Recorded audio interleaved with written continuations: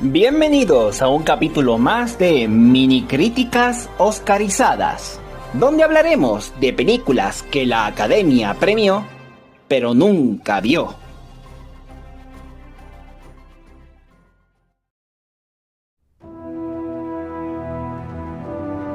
El Señor de los Anillos, Las Dos Torres.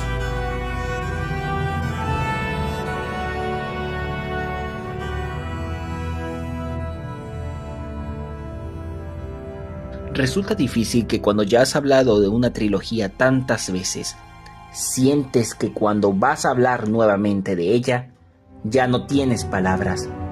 O mejor dicho, sientes que ya nada de lo que diga le hace justicia a una obra tan magnífica como El Señor de los Anillos.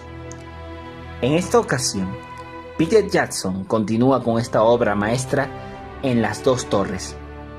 ¿Qué tiene esta secuela que hace que esta trilogía siga siendo tan especial? Vamos a intentar explicarlo. Las Dos Torres continúa donde quedó la historia de su predecesora. La comunidad del anillo se ha fragmentado y Frodo y Sam deben continuar su camino a Mordor solos, o casi solos. En el camino, se consiguen con la criatura Gollum, uno de los antiguos portadores del anillo y que Frodo y Sam capturan en medio de un plan suyo para apoderarse del mismo. Gollum, a cambio de que le perdonen la vida, se termina ofreciendo como guía para llevar a los dos hobbits a Mordor.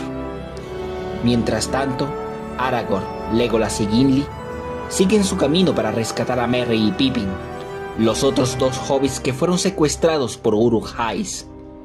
En medio de esa búsqueda, llegan al reino de Rohan, un pueblo aguerrido de la raza de los hombres que se encuentra en una crisis de debilidad y encima se encuentra amenazada por Saruman, el mago blanco, que ahora se ha aliado con Sauron. La comunidad se une al lado del rey de Rohan, Théoden, hijo de Tengel, para ayudarlos a resistir la guerra que tanto Sauron, así como también Saruman, intentarán desatar no solo contra Rohan, sino contra todos los reinos de los hombres.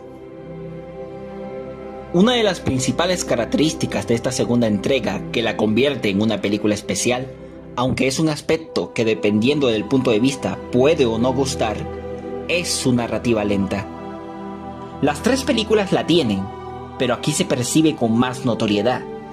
Esta característica narrativa hace que la película se sienta densa y hasta tediosa, y sin embargo absorbente, ya que permite a la película presentarse sobre todas las cosas por medio de su espíritu y su esencia, consiguiendo con esto transmitir al espectador las inquietudes que viven no solo cada uno de los personajes principales, sino transmitir la atmósfera que construye la película, que está en su mayor parte con una sensación de pesimismo.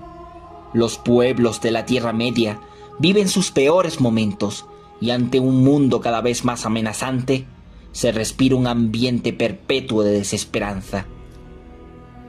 Las Dos Torres, a pesar de pertenecer básicamente a una sola película dividida en tres partes, tiene su propia esencia.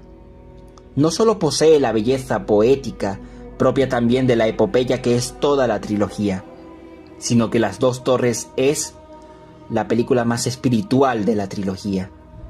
Es la película que más se toma su tiempo para desarrollarse y la que más involucra en los conflictos e inquietudes más profundas de la Tierra Media, y la que más involucra en su alma, en sus anhelos y en su sentir. Pero todo el elemento central del espíritu que la obra expone de forma cinematográficamente inmersiva al espectador es el concepto de la esperanza. En las novelas, esperanza es quizás la palabra que más se menciona. Uno busca esta palabra en los libros y se repite multitud de veces. En la película, logran trasladar este concepto sin necesidad de mencionarlo.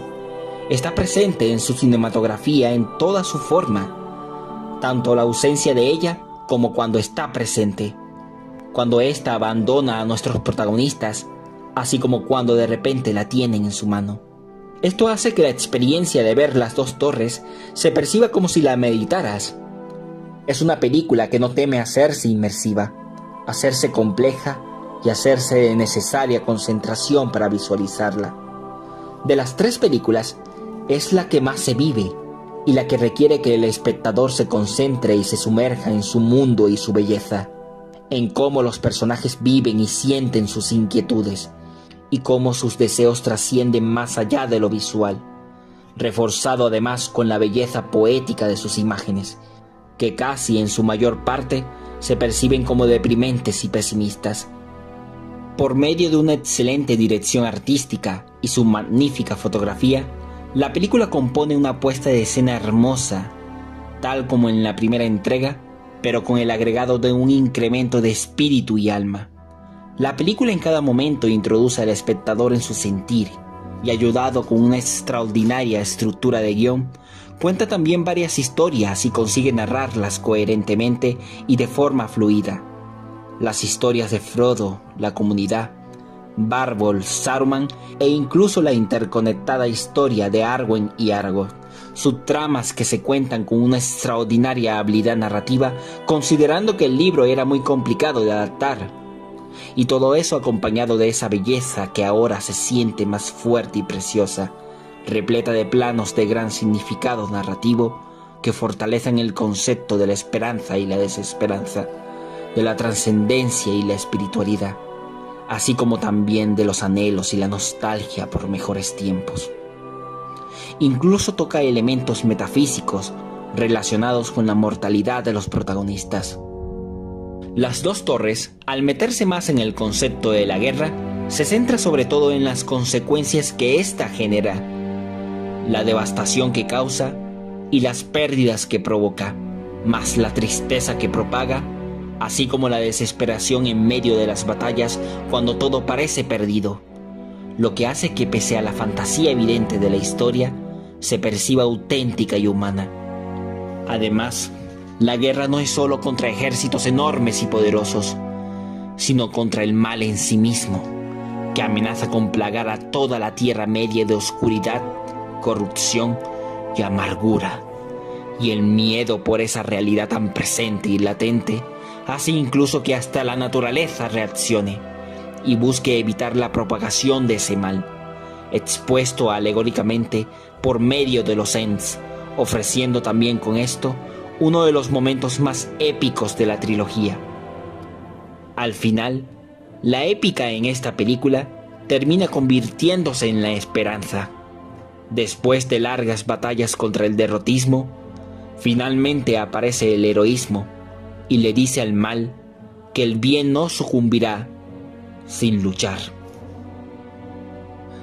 Hablando de la épica y de la guerra en sí, Las dos torres ofrece escenas de acción espectaculares, desde la última marcha de los Ents hasta la batalla del abismo de Helm, cuyo desarrollo épico y emotivo la convierte en una de las batallas más espectaculares de la historia del cine. Y ni hablar de la música de Howard Shore, que con esta segunda entrega hizo un trabajo mucho más tranquilo y sereno, pero sensorial, hermoso y poético, justo como la película es. En fin, El Señor de los Anillos, Las Dos Torres, es otra obra maestra de la obra maestra íntegra que es esta trilogía. Dotada de momentos repletos de magnificencia audiovisual, gracias a su gran despliegue técnico y artístico, que acompañado también de su enfoque narrativo, una historia apasionante e inteligentemente narrada, Las Dos Torres considero que es la película con mejor desarrollo de guión de las tres, ya que era el libro más complicado de adaptar y lo hicieron magníficamente. Junto a la belleza poética de sus imágenes, sus épicas y emotivas escenas de acción, en fin, Las Dos Torres es una película maravillosa, que tal como la primera entrega, es una obra maestra. Pese a ser una película sin principio ni final, es una película que funciona totalmente, y más que funcionar, ofrece una experiencia totalmente repleta de excelencia cinematográfica. La gran obra de fantasía del siglo XXI sigue su camino hasta la gloria.